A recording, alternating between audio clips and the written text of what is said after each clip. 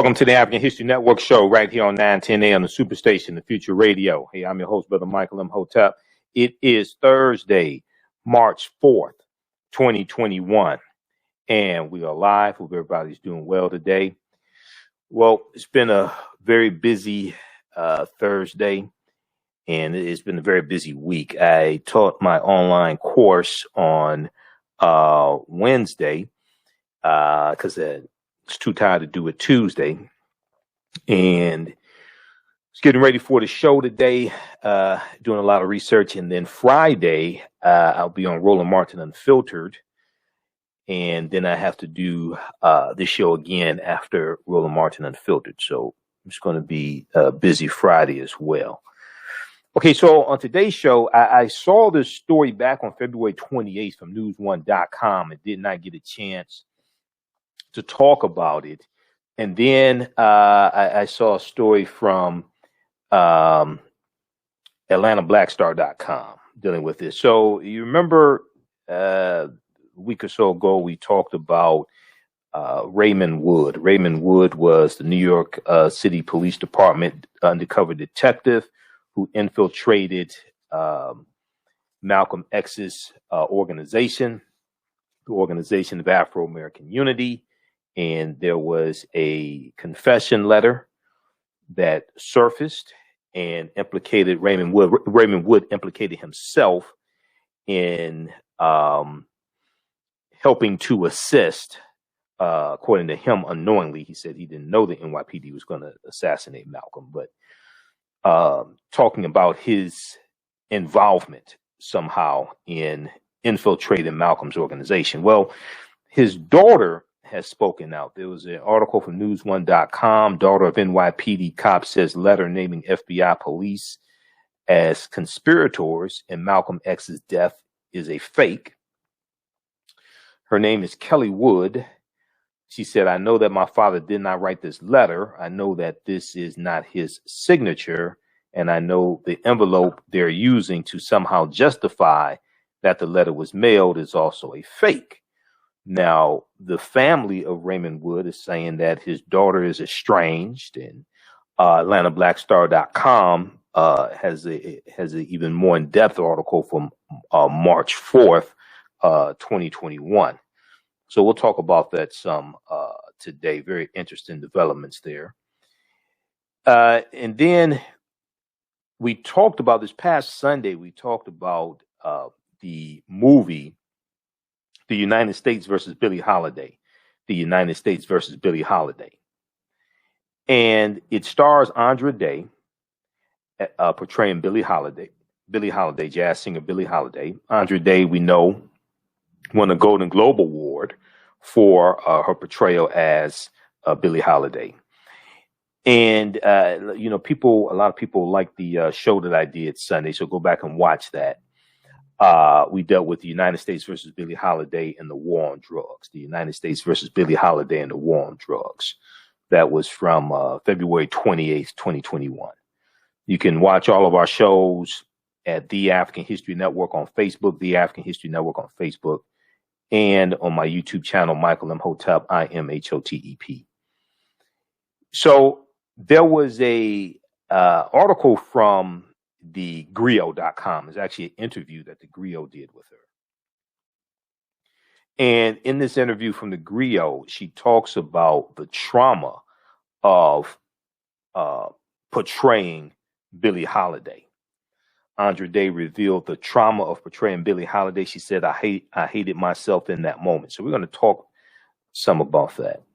I've been wanting to deal with that story, but we ran out of time on Sunday's show. We did like almost an hour and a half on Billie Holiday. And I had another topic to get to. And the past few days haven't been able to squeeze this story in. And then also, what's big in the news is the U.S. Senate begins debate on the COVID-19 relief bill, the American Rescue Plan, after limiting the relief checks. After limiting who will get the $1,400 relief checks and also adding new spending items. Okay. So we know the bill passed the House of Representatives. It's now in the Senate, debate in the Senate.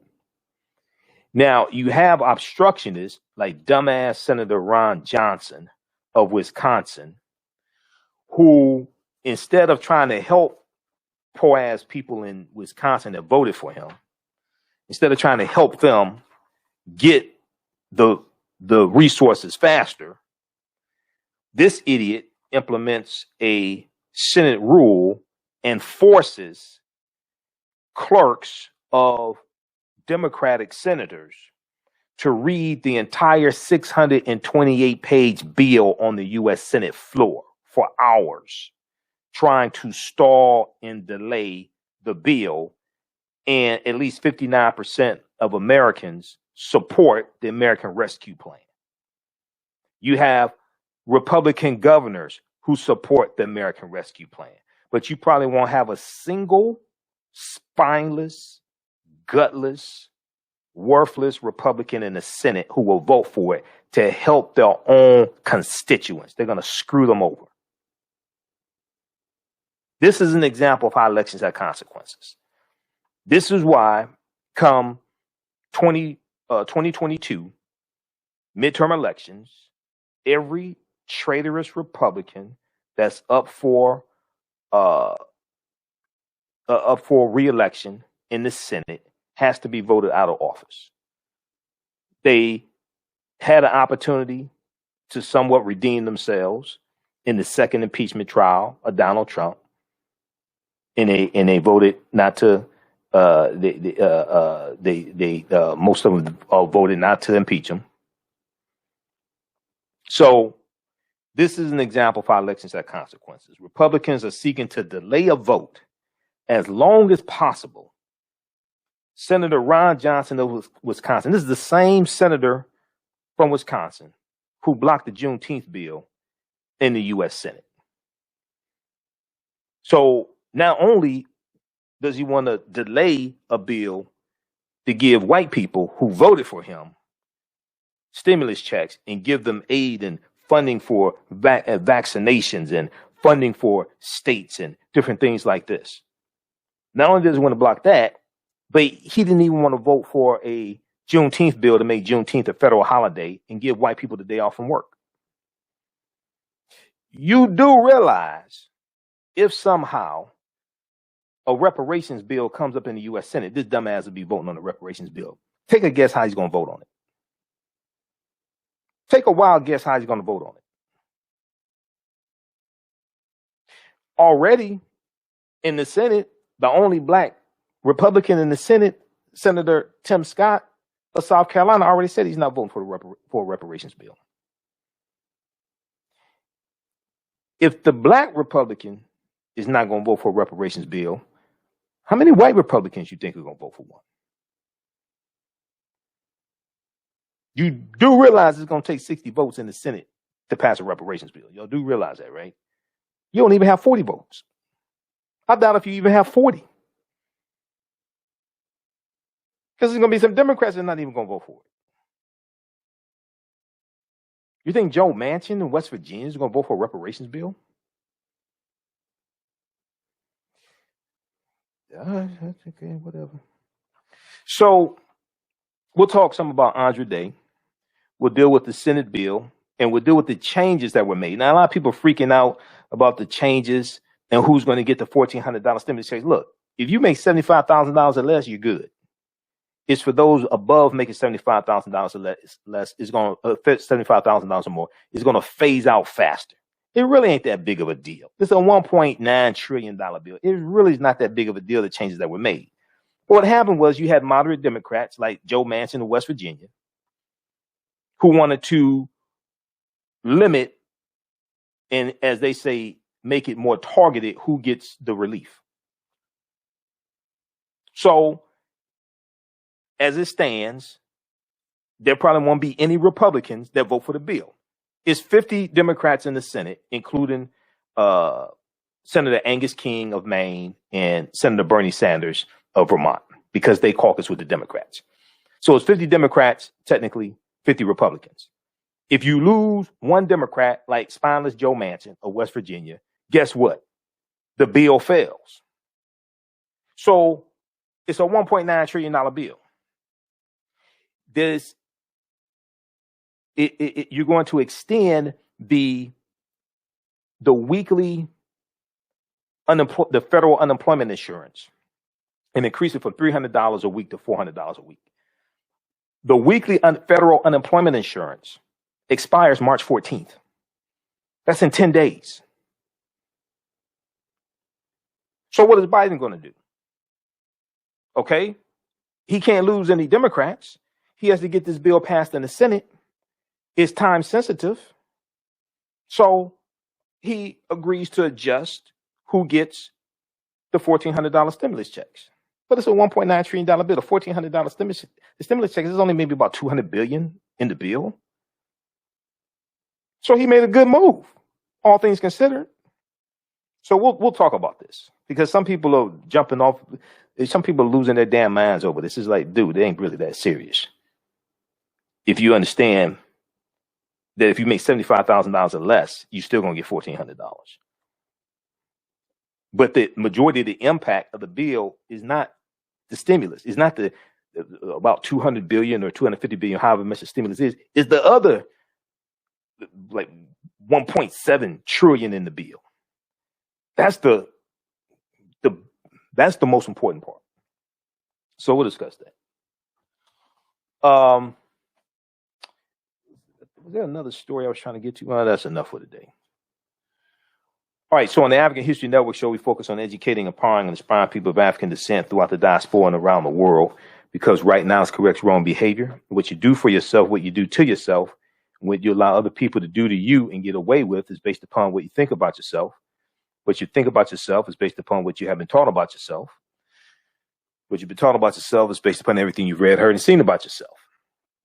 So when you control the radius of a man or woman's thoughts, you can control the circumference of his or her actions, because the mind can't do or teach what it doesn't know. Now, we deal with a number of different topics here on the African History Network show. We deal with current events in history and politics, education, economic empowerment, entrepreneurship, relationships, love, sex, health issues, and much, much more.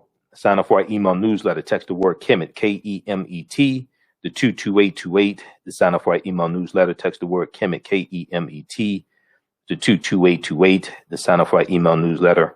Also visit our website, AfricanHistoryNetwork.com, AfricanHistoryNetwork.com. Sign up for our email newsletter there as well.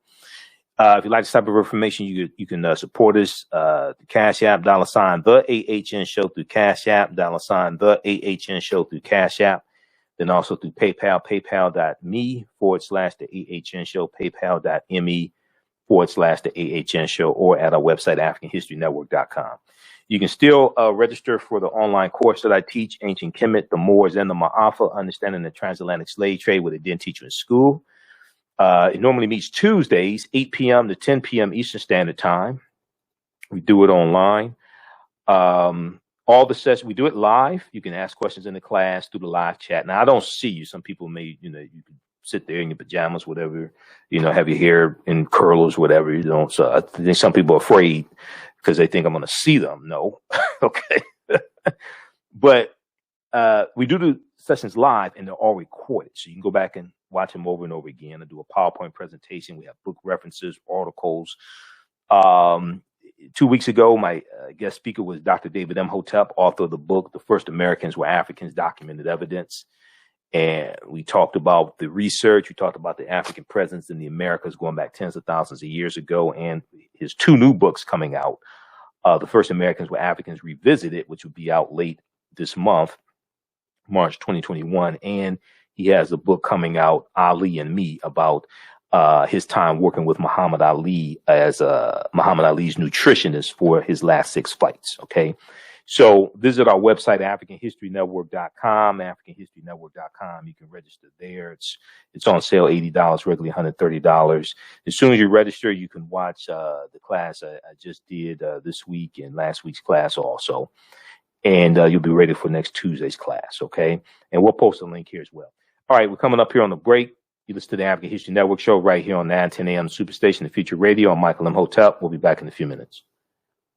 We all know the cannabis industry is headed toward an uprise in the past decade.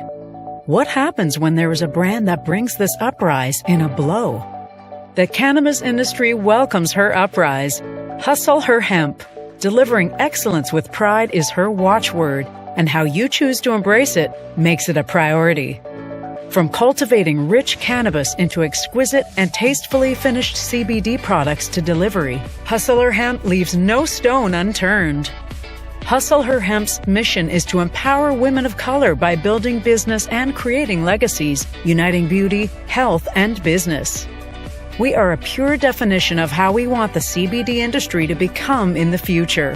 While we are redefining innovation, we bring the same energy to improving the quality of life. Hustle Her Hemp is the new uprise.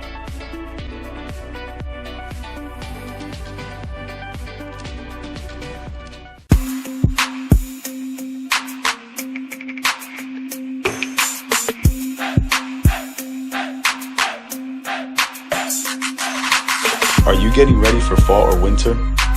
We have the solution for all seasonal clothing needs. Kemeticwear.com is the go-to online source for Kemetic African fashion and lifestyle products with a contemporary twist.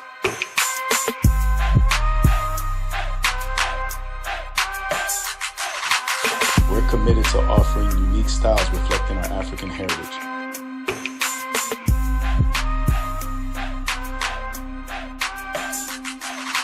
Kemeticwear.com is inspired by KemeticScribes.com to influence our people in learning and showing pride. Please visit our website at Kemeticwear.com. Hi, I'm Joel Wilson, President and CEO of JCW Computer Consulting LLC, a technology implementation firm with over 20 years of satisfying customers. We offer a full spectrum of industry top-tier branded services.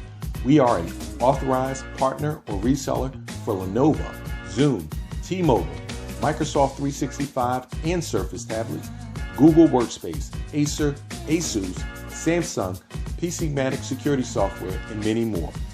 Our online store features laptops, Chromebooks, computers, printers, accessories, and software. Businesses, take advantage of our free 1-hour Zoom tech consultation and know we offer top nationwide high-speed internet service providers, voice over IP, and cellular phone services. Home users, don't miss our current in-stock Chromebook inventory. Please visit us at jcwcc.com or call 215-879-6701. Digital Dandelion's Technical Solutions works with businesses like yours to create an operations manual for your business, which is something many businesses don't have. According to AARP, more than 30% of small business owners are over 50 years old.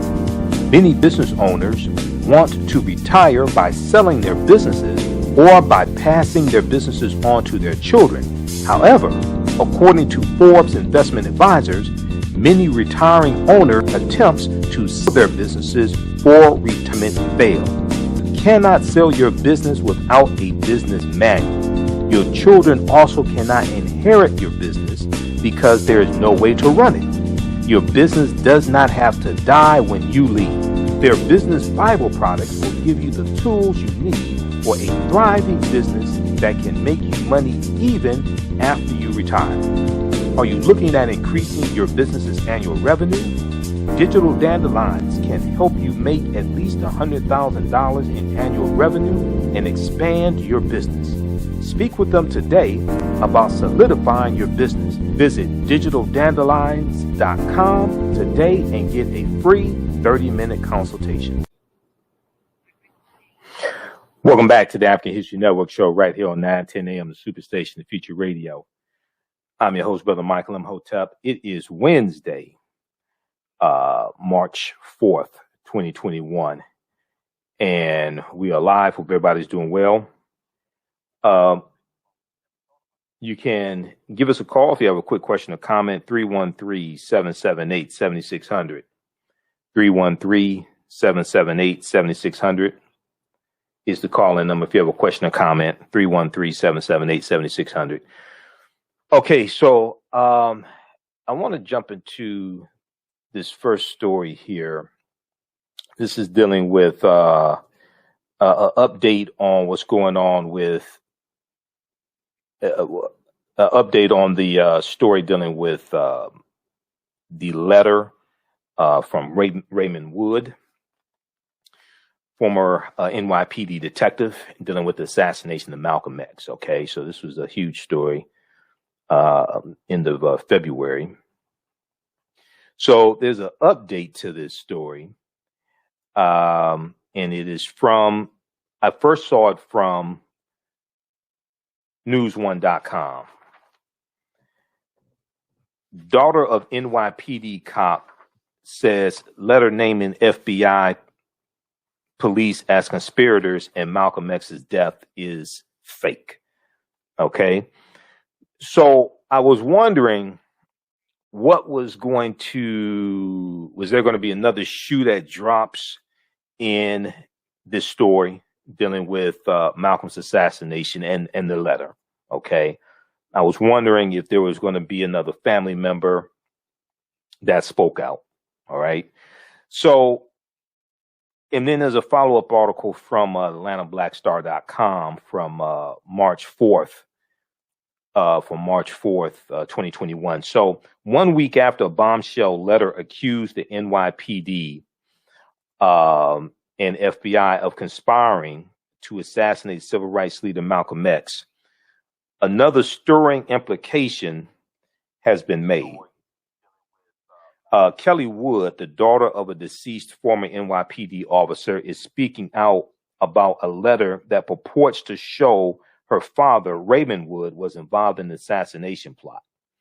Now, Wood's daughter, Kelly, told NY1 that the letter is forged and called the release of the letter a slanderous act and a stain on the reputation that he worked so to protect. Okay. Now I want to pull up the article here from, I want to pull up the article also here from news1.com.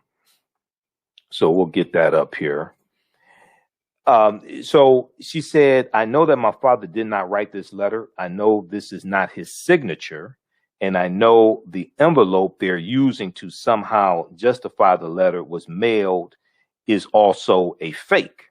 All right. Now, I think there was also a response from Ben Crump as well. So we're going to get to that also. Now, Raymond Wood's nephew, Reggie, presented the information to Malcolm X's daughters, in hopes to submit it as evidence into his murder investigation. Now, last year, the Manhattan District Attorney's Office, Cy Vance's office, who's also investigating Donald Trump. Okay, so that's going to be really good. Last year, the Manhattan District Attorney's Office announced it would review new evidence, review the case following the release of an in-depth documentary detailing the conspiracy theories around Malcolm X's death. Now, in the letter, Raymond Wood reportedly said that he played a role in the assassination plot by arresting two of Malcolm X's security guards days before Malcolm X was assassinated. He was assassinated February 21st, 1965. In the letter, Raymond Wood said, quote, I participated in actions that in hindsight were deplorable and detrimental to the advancement of my own Black people. He said in the letter, my actions on behalf of the New York City Police Department were done under duress and fear. My actions on behalf of the New York City Police Department were done under duress and fear. Now, the letter also states that Thomas 15X Johnson, one of the men arrested in connection with Malcolm X's murder, was wrongfully convicted. Now, Malcolm X's family continues their fight to find out who was actually involved in the assassination of their father, who was killed 56 years ago. We know February 21st. The information, the press conference was the day before the anniversary of Malcolm X's assassination. So it was February 21st. Ayasa Shabazz, one of Malcolm X's daughters, said any evidence that provides greater hindsight into the murder behind the terrible tragedy should be thoroughly investigated. Now, Raymond Wood believes that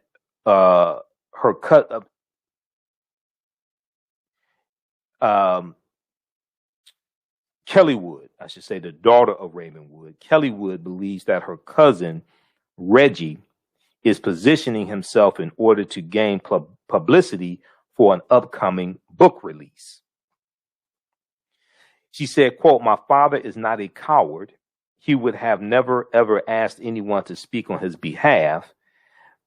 After his passing, if he had something to say, he would have said it when he was alive." Okay, she said. So there's an article here from news1.com. We're going to pull this up here. This wasn't loading properly. And then there's a follow-up article from AtlantaBlackStar.com from March 4th. Now, this one here from news1.com is from February 28th, 2021, right? In the Black History Month. And we were so busy on the show, and we had to cover the story dealing with Billie Holiday on our Sunday show, that I did not get a chance to squeeze this story in. And I want to see if we can pull up this interview from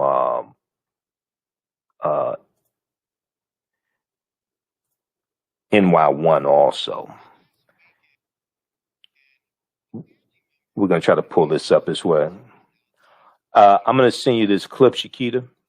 Go ahead and cue this up for me, please. And then let's look at the article from AtlantaBlackStar.com. So the one from Atlanta Black Star says, daughter of ex-officer who claimed FBI and NYPD were behind Malcolm X's death says letter is fake. Family says she was estranged from her father. Now, AtlantaBlackStar.com actually interviewed Kelly Wood. And, you know, this is, I don't want to get to a situation of saying this person's lying, that person's lying, what have you. But I think everybody wants to, you know, find out the truth, find out exactly what happened to Malcolm X. If there is some inter-family dispute or something like that, you know, it could be hard for a daughter to find out unpleasant things about her father, or whether the things are true or not. Just to have that out in public is natural for a daughter to want to defend her father, you know, in general. Whether or not she's estranged, I don't know. Maybe she is.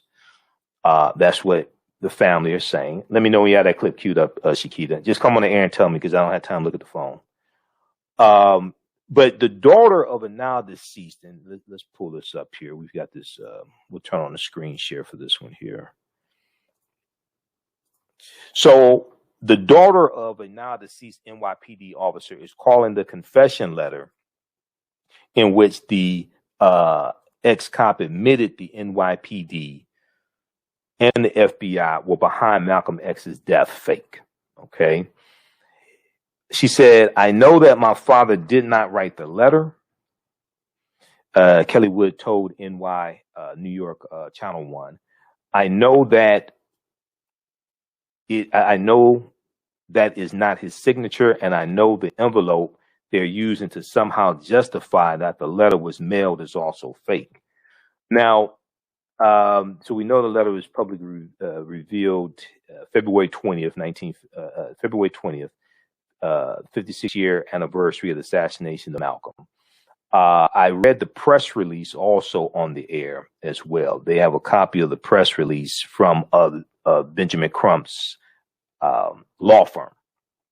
So there's a link to the copy of the press release in one of these articles as well.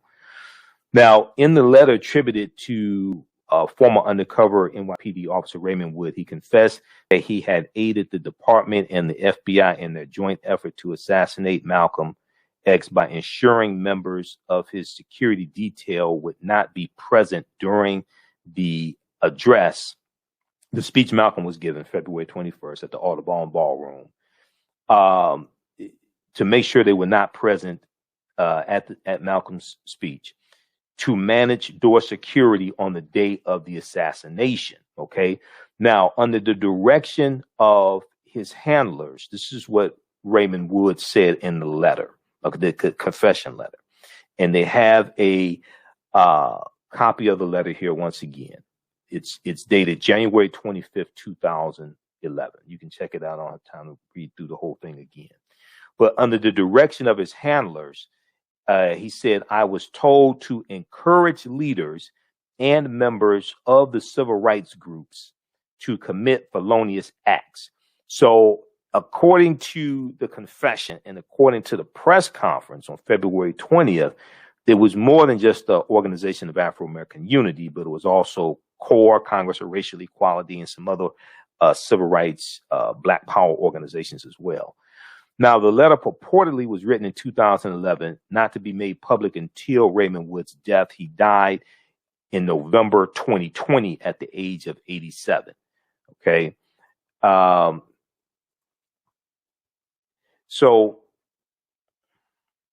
But Kelly, do we have the clip ready? But Kelly Wood, Raymond Wood's daughter, claims the letter is fake and that it was forged by the man who delivered it to Malcolm X's family, Raymond Wood's cousin, Reginald Wood. Now, Reginald Wood was there at the press conference on February 20th. Okay, let's go to this clip. Now, last weekend, a family member of a retired officer who is now deceased released a letter saying that the NYPD and FBI were involved with the assassination of Malcolm X. But now the daughter of that officer is speaking out exclusively to New York One. She joins us now to give her side of the story. Kelly Wood, thank you for joining us. Mm-hmm. Thank you for having me. I appreciate the opportunity to speak on behalf of my father. Now, a cousin of your father is Ray Wood. His cousin, Reggie Wood, last weekend actually released a letter saying your father admitted to being involved somehow with the NYPD and helping with the murder of Malcolm X. You are very disappointed about that letter and that information. I am. I'm disappointed in all the individuals that were involved in putting a letter out to the media. Most specifically, I'm really disappointed in my distant relative, Reggie Wood Jr. The letter is a fake. The envelope that they're presenting is a fake. My father is not a coward. He would have never, ever asked anybody to speak on his behalf after his passing. If he had something to say, he would have said it when he was alive. I'm certain of that. I knew my father very well. He was my best friend. And why would your cousin then put this letter out saying it was mailed to him years ago that your father wanted to confess about his role and the NYPD's role and perhaps arresting security members of Malcolm X so that he wouldn't be guarded as he normally would? That's a very good question. Unfortunately, I can't actually speak to his actions. What I can speak to, though, is just in my own personal opinion. Maybe he just wanted a little bit of attention or 15 minutes of fame.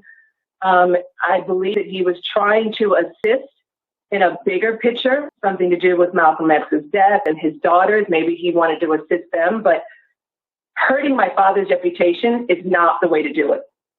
And you're saying that your father was not involved. Your mom is still alive, and you had a conversation with her, correct? And you're saying your dad was not involved in this.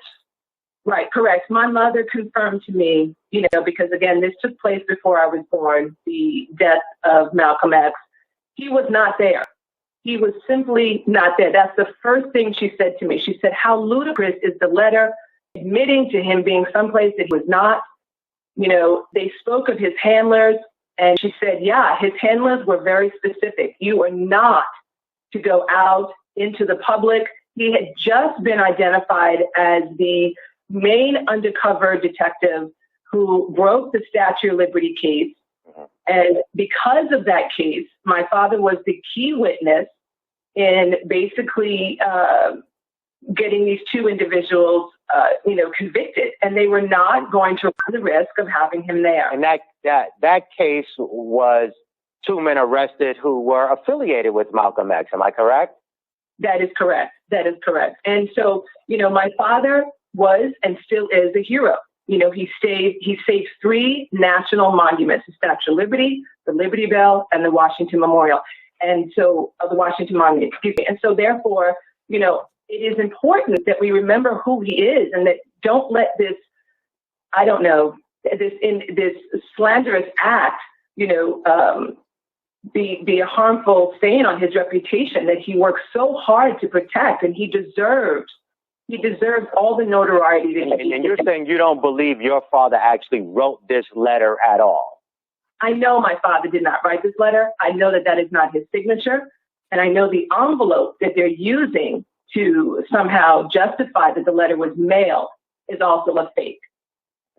And, this is not the first time we've heard about black officers being used to infiltrate the Nation of Islam and Malcolm X. And your father's name was mentioned years ago, but you're saying he would have done a video or he would have spoken up beforehand.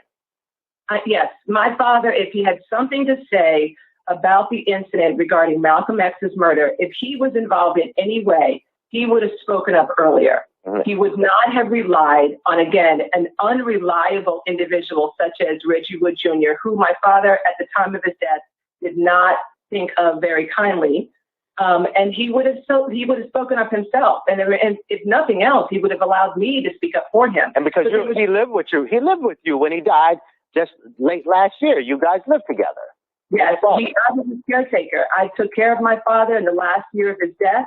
I was the one who discovered when he passed. I walked in to find him unresponsive, and he literally, we were inseparable, and we had many conversations about his history with the NYPD. And, there was a lot of things that I did learn that I did not know as a child because, again, he protected me. But my dad was a girl dad.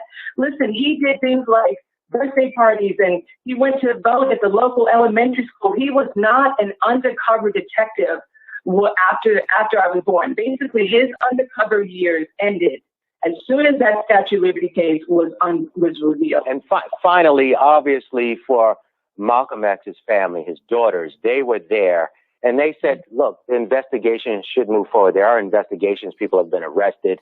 But what do you say to the daughters of Malcolm X finally, Kelly? My heart goes out to you, and I'm so sorry because I know what it feels like firsthand what it feels like when you want just answers. You want to find out exactly what happened. Unfortunately, diminishing my father's record and my father's history with the NYPD is not the way to do it. Find another way to get the answers that you need and the closure that you need. I support you 100%, but on this, with my father, I cannot. All right. And the letter, they say Ray Wood said he apologized, but you're saying that letter is a fake and your father did not do it. Kelly Wood, yes. Thank you so much for joining us. Thank you so much. I appreciate the opportunity. Okay, so that is from Spectrum News NY1. That is Kelly Wood, daughter of former NYPD Detective Raymond Wood, being interviewed about the letter that was revealed on February 20th, 2021 at the press conference. She's saying that the letter is a fake, is a fraud. Okay, now we'll post a link here to the full article from Spectrum News NY1 as well. We have a still picture up from that interview. So if we go and look at the one from, we go look at the article from AtlantaBlackStar.com, it goes on to say that the daughter of, so Reginald Wood, who was also the administrator of the deceased former officer's estate, said Raymond Wood and his daughter had a back and forth relationship and that Kelly Wood was, quote unquote, estranged from her father. This is according to Raymond Wood. Quote, the daughter was estranged from Ray Wood, and we'll pull this up here. The daughter was estranged from Ray Wood, and every time he tried to reconnect with her, she pushed him away, Reginald Wood told AtlantaBlackStar.com. Now, okay, I don't know whether it's true or not, whatever. That is what they're saying. Okay, I don't want to get involved in the whole family squabble back and forth, but, you know, I think people want to know, is the letter real? Is it not real? Was there a handwriting expert to examine the signature of the, because it was the letter was signed Raymond Wood. So was there a handwriting expert hired to examine the signature? What have you? Okay. So Raymond Wood added that in 2008, in a 2008 lawsuit, Kelly Wood, the daughter of Raymond Wood, I should say Reggie Wood, added that in a 2008 lawsuit, Kelly Wood, daughter of former NYPD Detective Raymond Wood, quote, sued her own father, end quote, and asked for punitive damages, but he did not specify what the lawsuit concerned. Now, Reginald Wood provided a copy of his cousin's will. Reginald Wood is the cousin of Raymond Wood. The will was dated July 2009, in which Raymond Wood wrote that his daughter, referred to in the letter as Kelly Adams, quote, does not have any regard for my overall welfare or personal well-being. This is according to the will that was dated July 2009. Now, Wood went on to say that he was concerned his daughter, Raymond Wood went on to say that he was concerned his daughter would attempt, quote, attempt to manipulate me or my property to meet her own needs, concerns, or desires. He requested that he be consigned to the care of Reginald Wood in case he became unable to care for himself. Now, Kelly Wood, the daughter, Kelly Wood, called the release of the letter slanderous, as you heard in the interview with Spectrum New York One. She called the release of the letter slanderous and accused Reginald Wood of forging it for his own gain as a ploy to get more attention for his upcoming book. Reginald Wood authored a book published, well, his book came out last month. It came out in the month of February. Reginald Wood authored a book published in February, quote, The Ray Wood Story, about his cousin's ordeal in relation to his undercover work with the NYPD. So Kelly Wood, daughter of Raymond Wood, is alleging that the cousin Reginald Wood forged this letter, forged this confession letter to bring more attention to his book that was coming out in February 2021, February 2021. The press conference and the revelation of the confession letter comes out the same month as Raymond Wood's book about his cousin, former NYPD detective Reginald Wood. Now, the daughter Kelly Wood is alleging that he forged this letter to draw more attention to his book. I don't know whether that's true or not, but that's what she said. Okay, so okay. All right. So he said he hopes the book will help people. Reginald Wood, the cousin, said he hopes the book will help people empathize with what he had to go through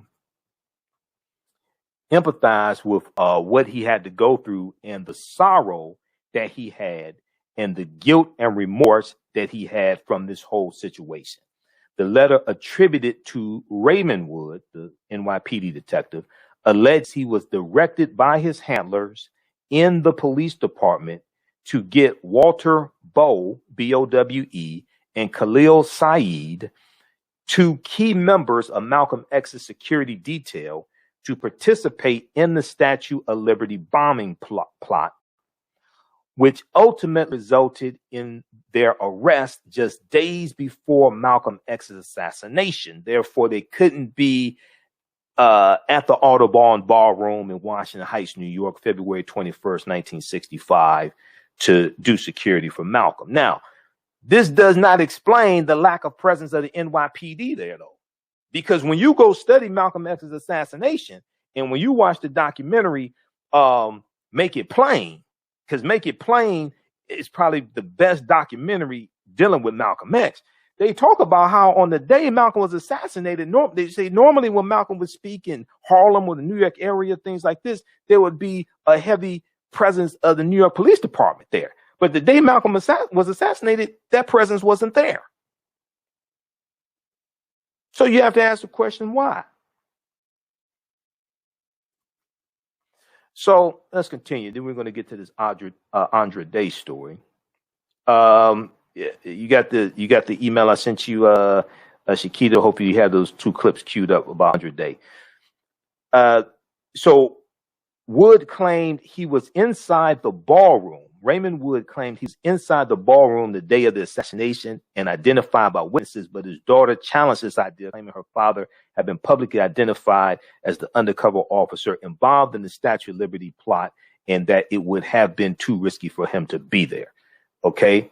But still, now I've seen pictures that said that Ray Wood was there the day of the assassination.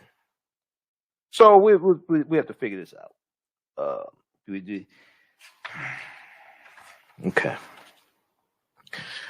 You know, I ain't got so much time, so much energy, but all right. So read this article here. Good reporting from my friends over at AtlantaBlackStar.com, Niara Savage. Support AtlantaBlackStar.com.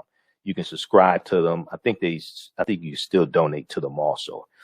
Daughter of ex-officer who claimed FBI and NYPD were behind Malcolm X's death says letter is fake.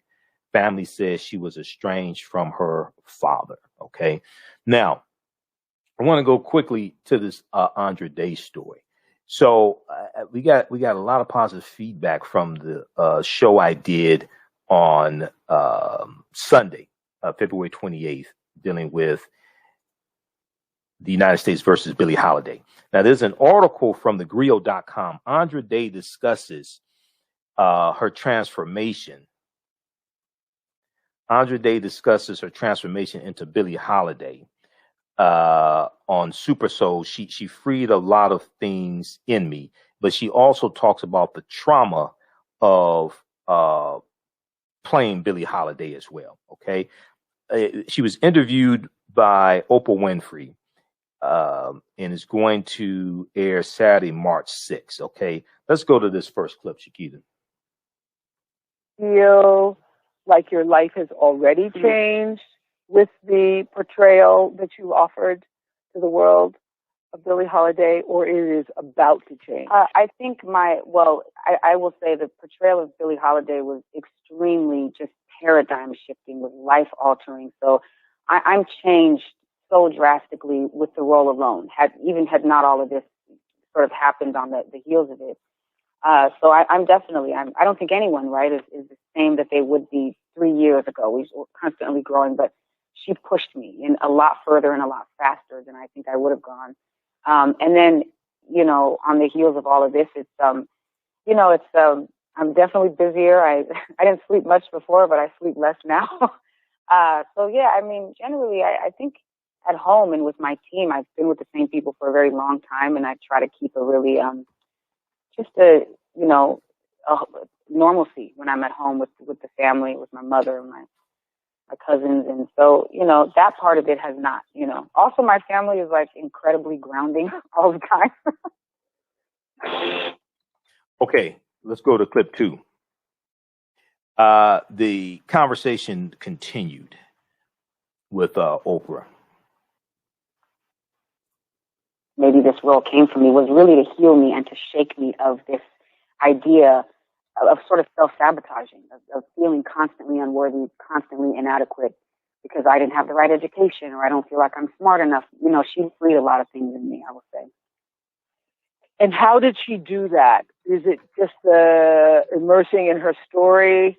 Is it knowing the life that she lived and what she had to go through? Yes. And that is because... I think that, first of all, yes, just the experience of her, but it's because she showed up. I think that's a huge part, is that Billie had these feelings. I'm sure she had fears. I mean, this woman's life was threatened every time she would get on stage and sing Strange Fruit, right? I mean, she was targeted. She was harassed. She lost her father to Jim Crow. She was raped at a young age. She was sent into a brothel by her mother. I mean, and then she was constantly abused by men. I mean, she had her fears, and she was a performer. So she knew what it was like to get on a stage and to be scared and terrified that the audience would not love you and you would not have that beautiful exchange. But she showed up. She showed up for us. She showed up. She sang Strange Fruit. She showed up. She integrated audiences. She fought against the government. She showed up every single time. I mean, she had such a for lack of a better term, like an effort attitude towards, okay, I'm scared, but I'm here and I'm present. And I think that being her, I was forced to show up. I had to show up for this role. I had to show up for Lee, for my cast, for what God was bringing me there to do, for Billie's spirit. And so just her ability to sort of almost throw caution to the wind and to be present and to show up was really, really just transformative for me. Okay. So check out the article from thegrio.com. This one is dealing with Andra Day discusses soul transformation into Billie Holiday on Super Soul. She freed a lot of things in me. Okay, this is from thegrio.com. All right, we're out of time here. Those watching on our Facebook fan page, The African History Network, The African History Network, and our YouTube channel, Michael Imhotep, Imhotep. Keep watching. We're going to keep broadcasting for a few more minutes. Remember, right now it's correct. Wrong behavior is not over till we win. Wakanda forever. Stay tuned for Pastor Greg Davis, and we'll talk to you tomorrow night. Peace. All right, stand by, everybody. Stand by. Okay, let's continue here. So you have it's two articles from the Griot. The first one dealing with the interview with Oprah, and then the second one, she talks about the trauma of playing. She talked about the trauma of playing Billie Holiday. Okay, in the main article that I wanted to talk about. So Billie Holiday lived a really hard life. She died at 44 years old. Go watch the show that I did Sunday night. We did almost an hour and a half on Billie Holiday. It really dealt with a lot of history. Okay, so there's an article, Andra Day on trauma of portraying Billie Holiday. I hated myself in the moment. Now, the Grammy-nominated singer opens up about her starring role in the United States versus Billie Holiday. This is from February 26, 2021. So just a little background information once again on Billie Holiday. If you missed my show on Sunday. So Billie Holiday was born April 7th, 1915 in Philadelphia, Pennsylvania, to teenage unmarried parents, Sarah Julia Sadie Fagan and Clarence Holiday. Billie Holiday's birth name was Eleanora Fagan, Fagan, Eleanora Fagan. And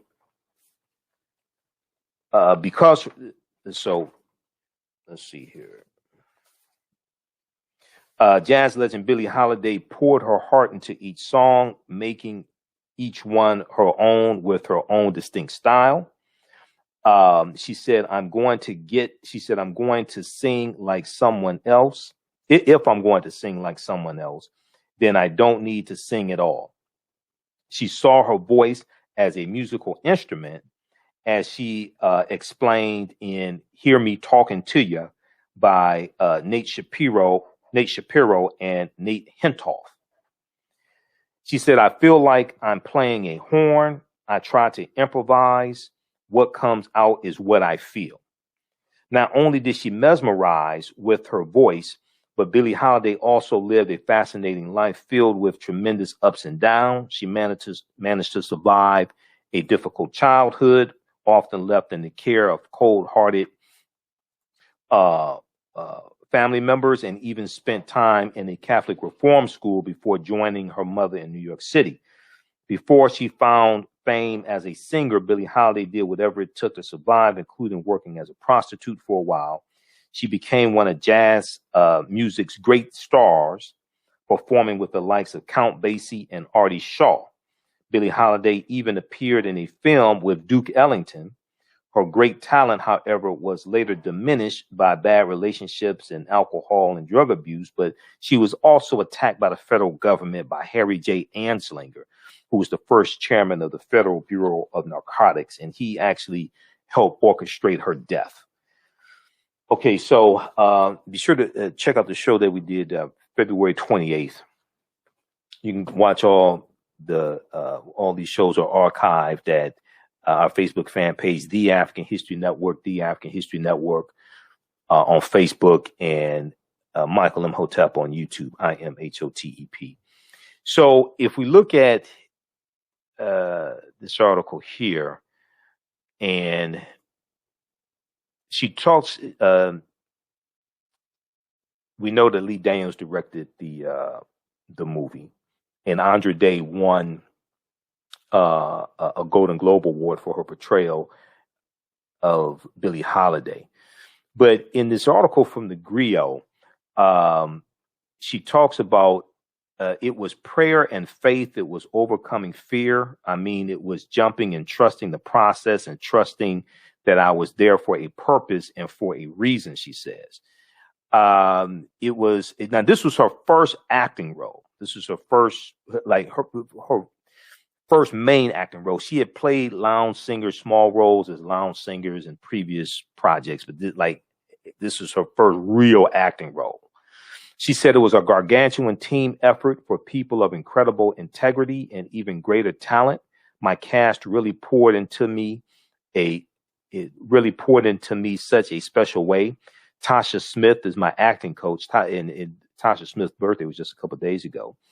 From Tyler Perry fame. Tasha Smith is my acting coach and a great director, and really gave so much to me and just really prepared me for this. Let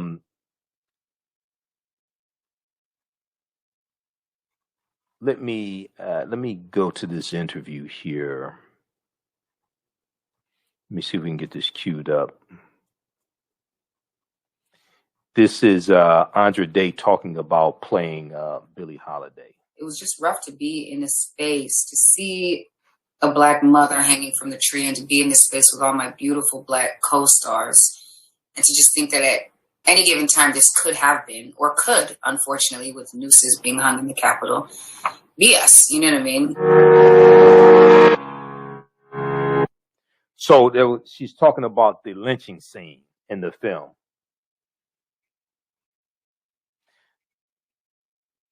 Okay, now I'm waiting for it to queue back up. What were your first thoughts when you were approached about this film? Well, I mean, my manager first brought it to my attention. So my first, not just thought, but my first reaction was really was no. It was like an easy no, too. And I assumed it would just be no and stay no, and we weren't going to do this because this was like a terrible idea. But I mean, initially I was just scared because I've never acted before. You know what I mean? I've done in high school and in middle school, I did some musical theater, but that's a far cry from doing a major motion picture and leading a cast of people. So So I was just, I just thought it was ridiculous to even consider me for the role without that experience. What was the toughest scene to shoot? I mean, as you can imagine, the lynching scene was incredibly challenging to shoot. You know what I mean? It was hard for multiple reasons. It was hard because of hold on just a second. what we were actually talking about, the witnessing and looking at this actual lynching, even though it's a movie set, it's like, this is what a body looks like, and worse even, you know what I mean? As the song says, with the bulging eyes and the twisted mouth, and probably the smell of a body and burnt body, and, and so it's, it was just rough to be in a space, to see a Black mother hanging from the tree, and to be in this space with all my beautiful Black co-stars, and to just think that at any given time this could have been, or could, unfortunately, with nooses being hung in the Capitol, be us, you know what I mean? But that was difficult to see that, and to live in that space, and to understand what it would have been like. But also the thing that was difficult was that in order to fully emotionally realize what I needed for that moment, I had to grab from family trauma as well too. And a lynching should be enough to get you there, but we are very familiar, unfortunately, as a people and as a community, with this magnitude of loss, you know what I mean, and this magnitude of violence and orchestrated against us, and this type of trauma, and an even greater victory and resilience. But still, it's a fire to go through, you know what I mean.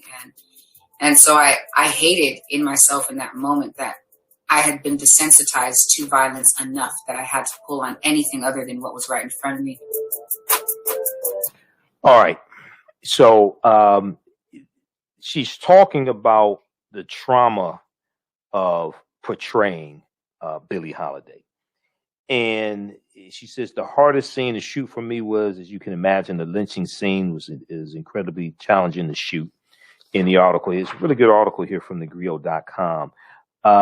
She said, and worse, even as the songs with the bulging eyes and the twisted mouth and probably the smell of a body burnt.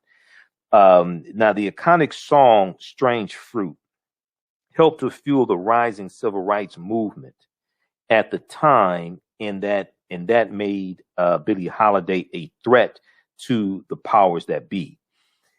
Andra Day said, quote, "They do not like Black people, let alone the idea of Black liberation and equality or freedom or autonomy." And let me see here if we can pull up that section here of the article. Okay, let's flip over. Let me flip back over to this article here. Just bear with me for a minute.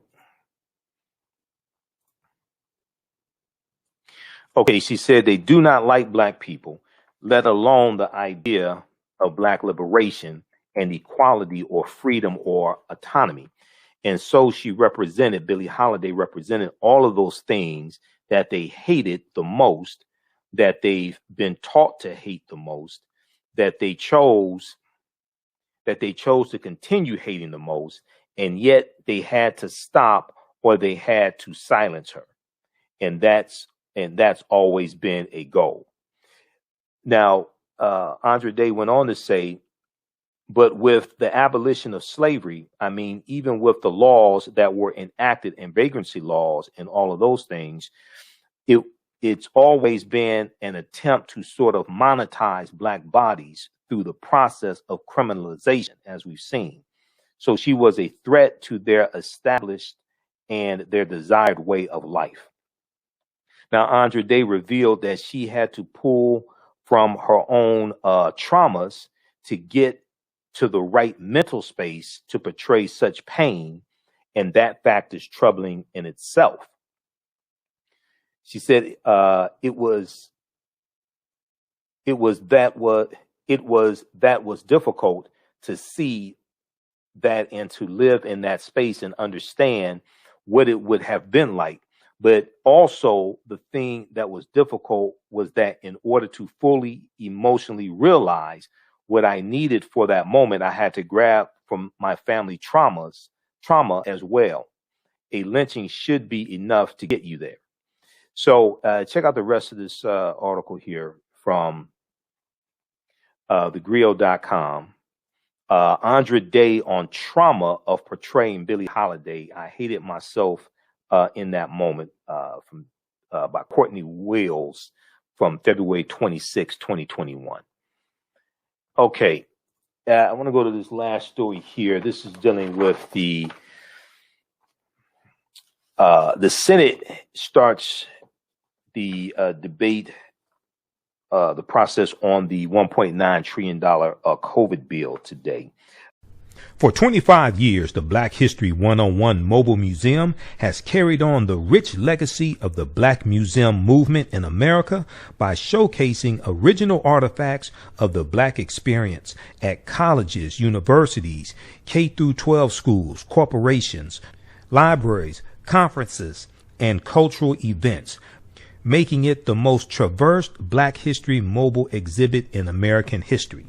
Dr. Khalid El-Hakim is the founder of the Black History 101 Mobile Museum, and he is a highly sought-after public speaker on topics of Black history, social studies, education, museum studies, hip-hop, and race relations. Khalid was named among the change makers for NBC Universal's Erase the Hate campaign and listed as one of the 100 men of distinction for Black enterprise. He recently founded the Michigan Hip Hop Archive on the campus of Western Michigan University. The Black History 101 Mobile Museum is currently scheduling in-person and virtual exhibits nationwide. For more information, please contact Dr. Khalid El-Hakim directly at 313-645-4197, 313-645-4197, or visit their website at blackhistorymobilemuseum.com. That's blackhistorymobilemuseum.com. You can also email him at bhistory101@yahoo.com, bhistory101@yahoo.com. Digital Dandelion's Technical Solutions works with businesses like yours to create an operations manual for your business, which is something many businesses don't have. According to AARP, more than 30% of small business owners are over 50 years old. Many business owners want to retire by selling their businesses or by passing their businesses on to their children. However, according to Forbes Investment Advisors, many retiring owners' attempts to sell their businesses for retirement fail. You cannot do your business without a business manual. Your children also cannot inherit your business because there is no way to run it. Your business does not have to die when you leave. Their business Bible products will give you the tools you need for a thriving business that can make you money even after you retire. Are you looking at increasing your business's annual revenue? Digital Dandelions can help you make at least $100,000 in annual revenue and expand your business. Speak with them today about solidifying your business. Visit digitaldandelions.com today and get a free 30-minute consultation. We all know the cannabis industry is headed toward an uprise in the past decade. What happens when there is a brand that brings this uprise in a blow? The cannabis industry welcomes her uprise. Hustle her hemp. Delivering excellence with pride is her watchword, and how you choose to embrace it makes it a priority. From cultivating rich cannabis into exquisite and tastefully finished CBD products to delivery, Hustle Her Hemp leaves no stone unturned. Hustle Her Hemp's mission is to empower women of color by building business and creating legacies, uniting beauty, health, and business. We are a pure definition of how we want the CBD industry to become in the future. While we are redefining innovation, we bring the same energy to improving the quality of life. Hustle Her Hemp is the new uprise.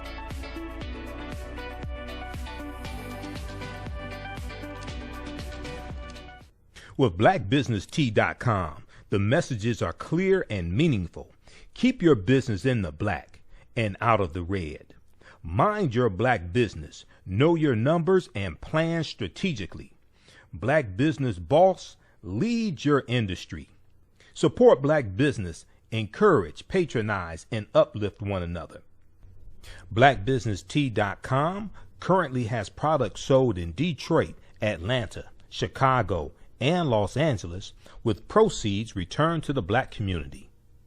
They have a wide selection of hoodies, t-shirts, mugs, hats, sweatshirts that support black-owned businesses. Visit the website blackbusinesstee.com. That's blackbusinesstee.com. Thursday afternoon, March 4th, 2021, the Senate voted 5150 to advance President Joe Biden's $1.9 trillion COVID relief plan, with Vice President Kamala Harris casting the tie-breaking vote. Okay, and this don't happen without voting. This is what people have to understand. All those Simple Simon ass people telling you don't vote, that's ridiculous. Okay, politics is the legal distribution of scarce wealth, power, and resources, and the writing of laws, statutes, ordinances, amendments, and treaties, their adoption, interpretation, and enforcement. This is what politics is. Politics impacts every aspect of your life, from the water you drink to the air you breathe to the food you eat. Politics impacts all of that. Some people say we don't need to vote. We just need to do economic empowerment, invest in the stock market, and do like the Asians. Well, Asians been closing their businesses. 41% of African-American owned businesses went out of business as of April 2020 due to the COVID-19 economy. It's at least 50% that have gone out of business by now. That was April 2020. When you read the article from Forbes.com that came out August 2020, they're citing the report from the New York Federal Reserve. Well, hell, this is March 2021. Is at least 50% of black-owned businesses that have gone out of business, maybe more than that. I wouldn't be surprised if it's more than that. So, yes, I'm all for economic empowerment. My degree's in business administration. That's a no-brainer. And I've managed black-owned companies and taught entrepreneurship for 7 years. But you have to have a president in office whose policies are going to protect the economy that your black-owned business relies upon to survive. You need people in the House and the Senate to pass bills that will protect the economy that your black-owned business needs to operate, that your black-owned business depends upon to survive. You have to have people who will protect that economy and expand the economy. Okay, so Madam Vice President Kamala Harris had the tie-breaking vote. Okay, so it's 51-50, because in the case of a tie in the U.S. Senate, the vice president gets the tie-breaking vote. So the people that tell you don't vote, they usually don't explain things like this to you, because most of the time they don't know it. Now, Republicans are seeking to delay a vote as long as possible. So dumbass Senator Ron Johnson of Wisconsin is implemented a Senate rule which is forcing Democratic staffers to read the entire 628-page bill. Usually in the Senate, they waive reading of the bill. But this idiot, Republican from Wisconsin, this idiot wants to slow down the process and get back at the Democrats. He's a conspiracy theorist as well. He needs to be voted out of office. I think he's up for re-election in 2022. He needs to be voted out of office. So Ron Johnson tweeted, yes, it could take 10 hours, but the American people deserve to know what's in the bill. Now, after the bill is read, Republicans can then hold up to 20 hours of debate and call for an unlimited number of votes on amendments to the bill, which could push the battle into the weekend. Senate Majority Leader Chuck Schumer, Democrat from New York, accused Senator Ron Johnson, Trump acolyte, Trump sycophant, of going to, quote unquote, ridiculous lengths to obstruct the bill, and said the Senate will stay in session, quote, no matter how long it takes, end quote, to pass it. With no Senate Republicans expected to support the package, Democrats are looking to pass the bill with a simple majority through the budget reconciliation process, 51-50. Simple majority. On Wednesday, NBC News reported that President Joe Biden had agreed to put new limits on which Americans are eligible to receive the $1,400 stimulus checks under the plan after pressure from moderate Senate Democrats like Joe Manchin from West Virginia. Senate Democrats have also abandoned their push to include a federal minimum wage hike to $15 an hour because it wasn't going to pass in the Senate with that in it. It was going to be much harder. Joe Manchin wasn't going to vote for that. You can't, there weren't going to be any Republicans to vote for the bill. You need all 50 Democrats to vote for it. If only 49 vote for it and Joe Manchin votes against it, is going to die. Now, this was after the Senate parliamentarian ruled it cannot be part of the budget reconciliation. Even if they overruled her, if one Democrat that votes against it is dead, is over. That's just, it is what it is. Let's go to this clip here. COVID relief bill advances in the Senate without Republican support. Now, where are all the black Republicans that talk about how good their policies are for African Americans? Because this bill is going to be beneficial to African Americans. Why are Republicans standing in the way of it? This bill is going to be beneficial to white Republicans in their districts. Why? Where are all the black Republicans on this? The vice president votes in the affirmative. Tonight, after Vice President Kamala Harris cast the tie-breaking vote to advance the COVID relief bill in the Senate, Republican Ron Johnson in a last-ditch effort to delay its passage, forcing the clerk to read all 628 pages. Section 1, short title. Section 2, table of contents. Senate Democrats mocking the move. And if the senator from Wisconsin wants to read it, let everybody listen, because it has overwhelming support. But after President Biden signed off on changes that would send direct payments to fewer Americans, individuals making more than $80,000 and couples earning more than $160,000 will now not get a check. Some progressive Democrats complain that compromise is a mistake.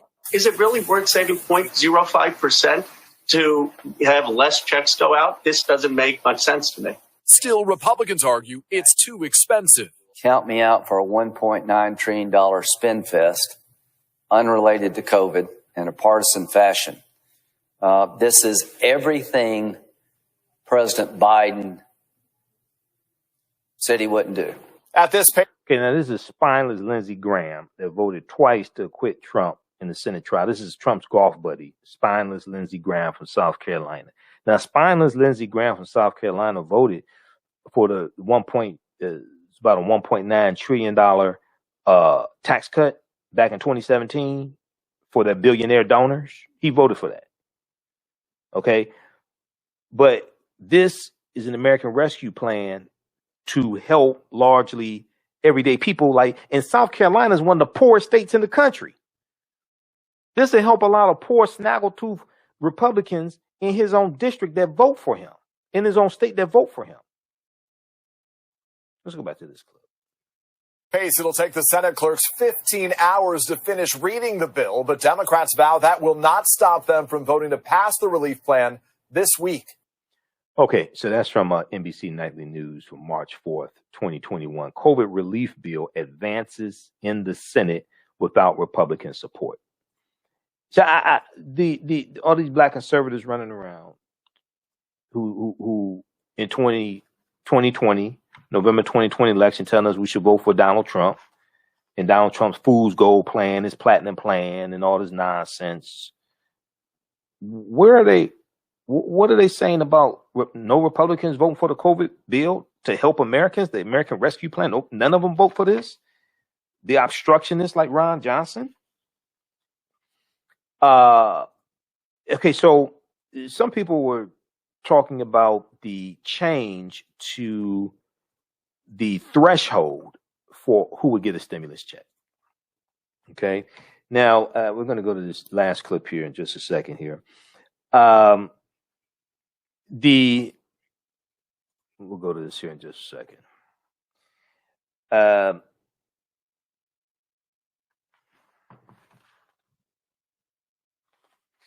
So when we look at some of the things that are in the bill, some of the changes taking place to the bill include boosting the healthcare subsidies under COBRA for jobless people from 85% to 100% and making all COVID-19 student loan relief tax-free. said a Senate Democratic aide. There's also another $200 million for Amtrak, the train service, $510 million for homeless services under FEMA, and $175 million to the Corporation for Public Broadcasting.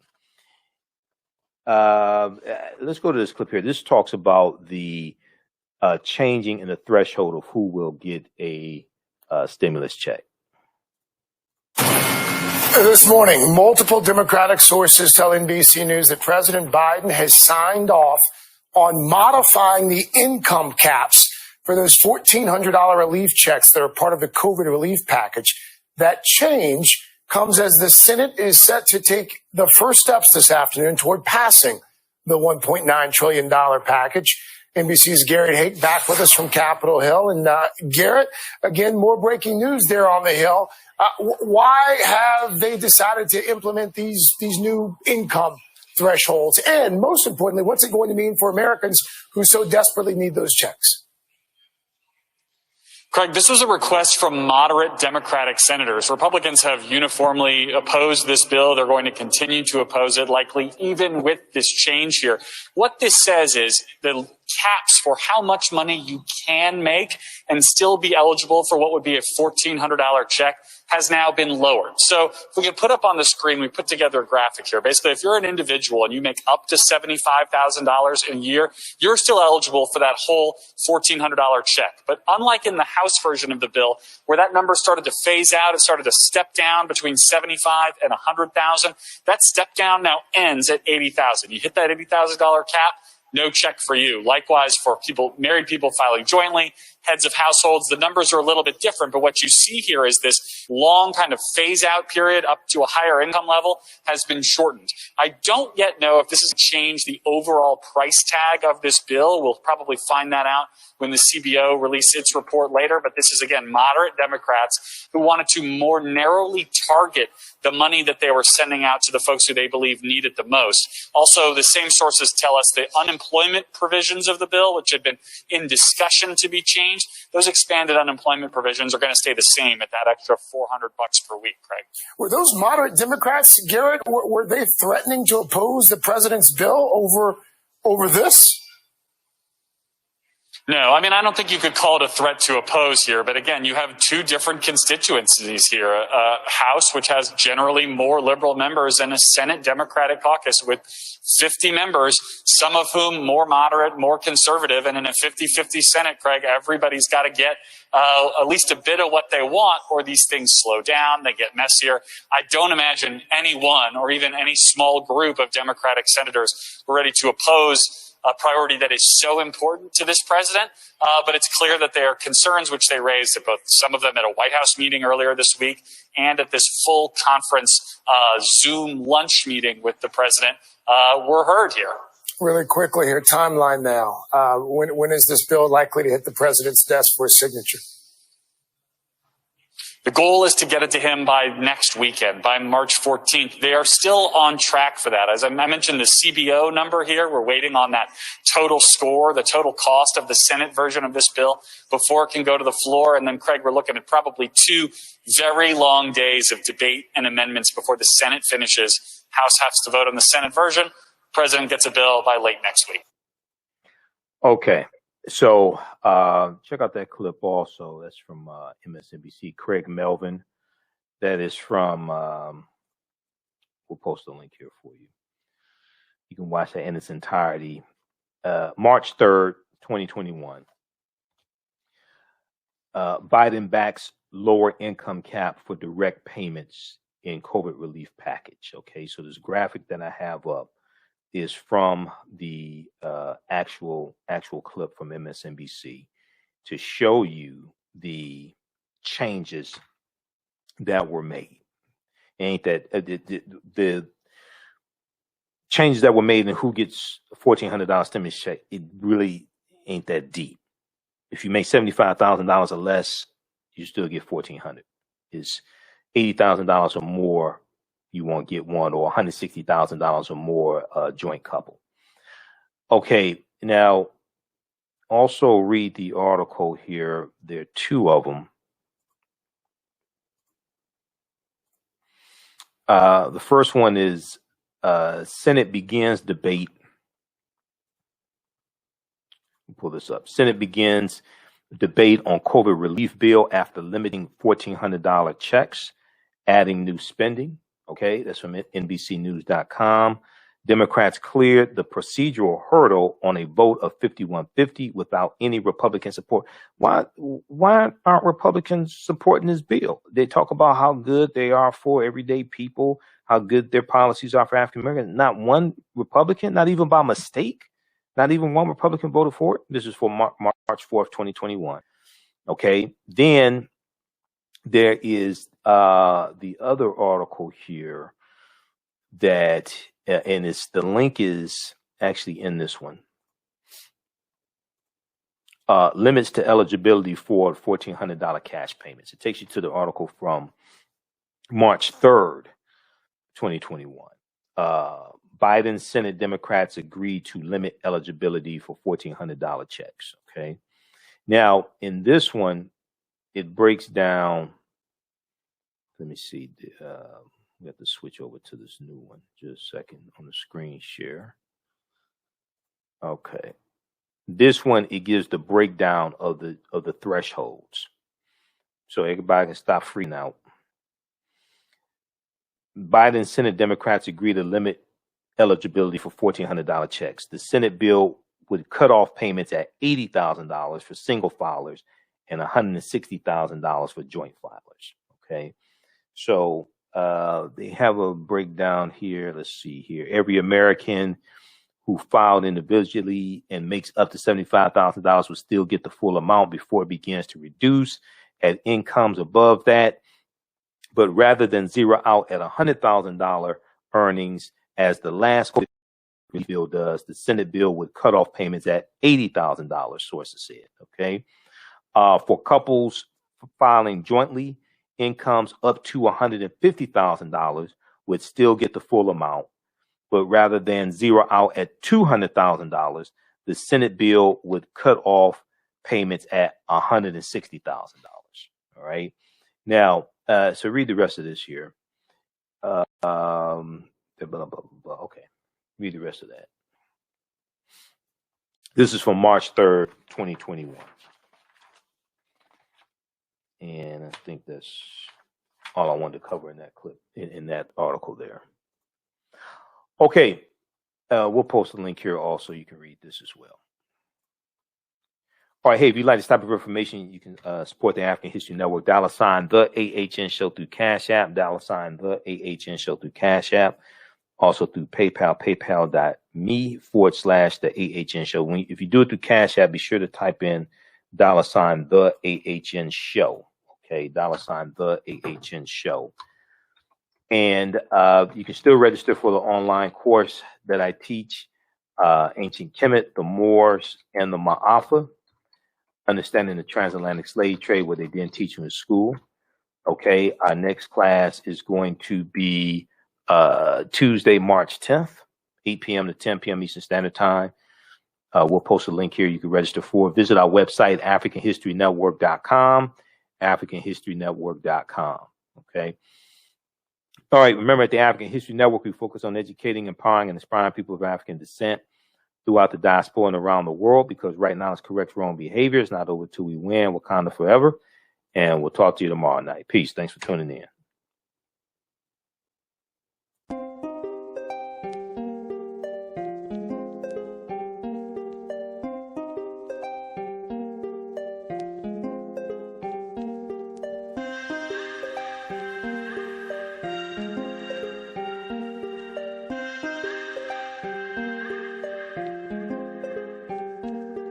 Black Bees products are a collection of natural, organic, personal care products with an appreciation of nature and bees. Our philosophy is without bees, we have nothing. We are honoring our Nile Valley ancestors who understood the importance of bees. Black Bees created a high-quality, natural, organic personal care line that would be affordable to everyone. We hope you try and enjoy our Black Bees products line and come back and visit us at blackbeesproducts.com. With blackbusinesstee.com, the messages are clear and meaningful. Keep your business in the black and out of the red. Mind your black business. Know your numbers and plan strategically. Black Business Boss, lead your industry. Support black business, encourage, patronize, and uplift one another. Blackbusinesstee.com currently has products sold in Detroit, Atlanta, Chicago, and Los Angeles, with proceeds returned to the black community. They have a wide selection of hoodies, t-shirts, mugs, hats, sweatshirts that support black-owned businesses. Visit the website blackbusinesstee.com. That's blackbusinesstee.com. Soul Natural Beauty Products offers organic, plant-based skin and hair care products that will rejuvenate skin and naturally grow and thicken hair. Their whipped shea butter can heal or restore damaged skin cells to prevent hyperpigmentation and skin breakouts. All products are made with organic plant-based ingredients. Their maximum hair growth oil is fortified with organic herbal extracts and undeniably proves that Mother Nature knows best. It thickens, lengthens, softens, and conditions all types of hair. They even guarantee hair improvement within 90 days or a full refund. Their all-natural 24-hour deodorant leaves the body smelling fresh without sweating for up to 24 hours. It does not stain fabric, goes on smoothly, and has a refreshing lavender and frankincense aroma. It can be used by men, women, and even children. Place your order today at soulnaturalbeautyproducts.com. That's soulnaturalbeautyproducts.com, and follow them on Facebook at Soul Natural Beauty Products. Intuitive Design Clothing is an online accessory store that's one-of-a-kind signature statement pieces for men and women. They also specialize in fashion consultations, closet organization, and decorating small spaces. Are you looking for a statement piece for a special affair, or would you like to add some select pieces to your ensemble of accessories? If you're looking for something different, definitely contact Kathy Norman, owner and CEO of Intuitive Design Clothing. Visit their website, intuitivedesignClothing.com. That's intuitivedesignClothing.com, and you can email her at info@intuitivedesignClothing.com. Intuitive Design Clothing is where every entrance is a grand entrance. Have you tasted the world-famous No Frowny Brownie yet from the Pink Bakery? If not, what are you waiting for? They are vegan, gluten-free, and free of the big 8 allergens. While eating their No Frowny brownies, the fabulous Miss Tabitha Brown said they were very good. Very good. And you know, if she says that, they are. The Pink Bakery is the first black-owned, big 8 allergen-free baking mix company. Go to thepinkbakery.com, that's thepinkbakery.com, to order their No Frowny Brownie Mix today. Yaya Rule is a line of African print-inspired apparel catered to the black community. The pieces include t-shirts, sweatshirts, hoodies, jackets, dresses, skirts, activewear, bags, and other accessories and home decor. This brand offers a revived way for men and women to wear their black pride and honor their African heritage anywhere at any time.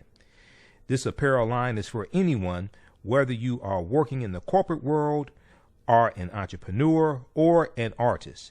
Their selection will allow you to casually let your pride shine or dress it up as wanted. It is for those who have already embraced African fabrics and for those who are just getting introduced to them. Reclaim and experience a part of our culture with rich and colorful African prints.